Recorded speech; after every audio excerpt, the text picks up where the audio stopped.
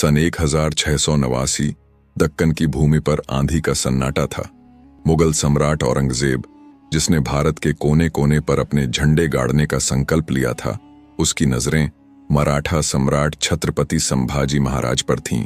उनके पिता छत्रपति शिवाजी महाराज ने जिस स्वतंत्र हिंदवी स्वराज की स्थापना की थी, उसे मिटाने के लिए औरंगजेब किसी भी हद तक जाने को तैयार था। लेकिन संभाजी महाराज कोई साधारण योद्धा नहीं थे। वे सिंह की तरह गरजने वाले, दुश्मनों के लिए काल और अपने सैनिकों के लिए प्रेरणा थे। औरंगजेब जानता था कि छत्रपति संभाजी महाराज को ताकत से हराना नामुमकिन है, इसलिए उसने धन और षड्यंत्र का सहारा लिया।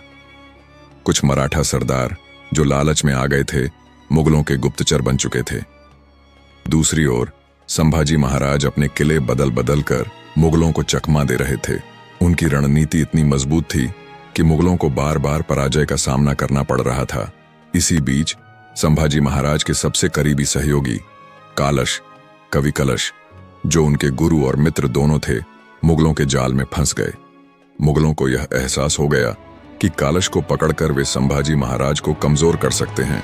संभाजी महाराज को जब पता चला कि कालश संकट में है, तो उन्होंने अपने विश्वस्त सैनिकों के साथ पन्हाला किले से संगमेश्वर की ओर कूच किया। लेकिन मुगलों को पहले से ही उनकी योजना का पता लग चुका था।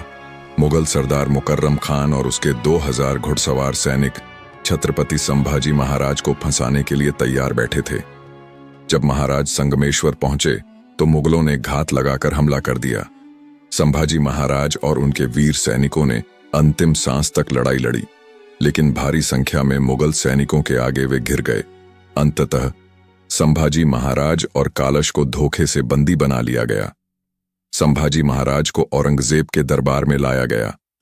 औरंगजेब ने उन्हें अपमानित करने के लिए एक मसखरे की तरह कपड़े पहनाए, सिर पर घुंघरू की टोपी पहनाई और गाय की घंटियां उनके गले में डाल दी।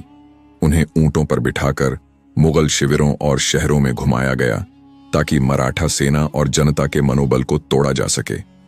लेकिन संभाजी महाराज का हृदय अडिग था। उनके चेहरे पर न हार का भाव था, न ही डर।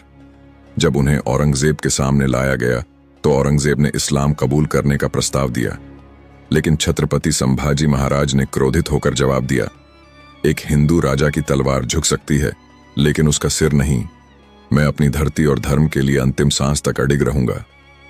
संभाजी महाराज ने औरंगजेब के अत्याचारों का कच्चा चिट्ठा खोल दिया। गुरु तेग बहादुर की हत्या, हिंदू मंदिरों का विध्वंस, निर्दोष जनता पर जुल्म, संभाजी महाराज के शब्दों ने औरंगजेब को भीतर तक हिला दिया। लेकिन उसकी क्रूरता की कोई सीमा नहीं थी। औरंगजेब ने आदेश दिया कि संभाजी महाराज को 15 दिन तक भीषण यातनाएं दी जाएं। सबसे पहले उनके शरीर पर कोड़े बरसाए गए, फिर उनके नाखून उखाड़े गए, गर्म लोहे की छड़ों से उनकी त्वचा को दागा गया। अंत में जल्लादों ने उनकी जीभ को जलती हुई चिमटी से पकड़कर जड़ से उखाड़ दिया, ताकि वे अंतिम क्षणों में भी अपने स्वाभिमानी शब्द न बोल सकें। इसके बाद उनकी आंखें निकाल ली गईं और उनके शरीर को एक एक करके काटा गया। उनकी इस शहादत की खबर रायगढ़ पहुंची, जहां उनकी माता येसुबाई ने संकल्प लिया कि मराठा स्वराज कभी झुकेगा नहीं। पूरे महाराष्ट्र में एक चिंगारी भड़क उठी, जिसने मराठा साम्राज्य को एक नई ऊर्जा दी। संभाजी महाराज का बलिदान व्यर्थ नहीं गया। उनके बलिदान से मराठा सैनिकों में जोश भर गया और अगले कुछ वर्षों में मराठों ने मुगलों को हराकर अपनी स्वतंत्रता फिर से स्थापित की।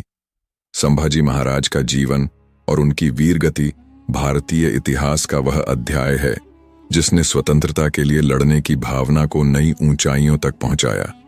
वे न केवल एक योद्धा थे, बल्कि वे एक प्रेरणा थे, एक ज्वाला जो कभी बुझ नहीं सकती।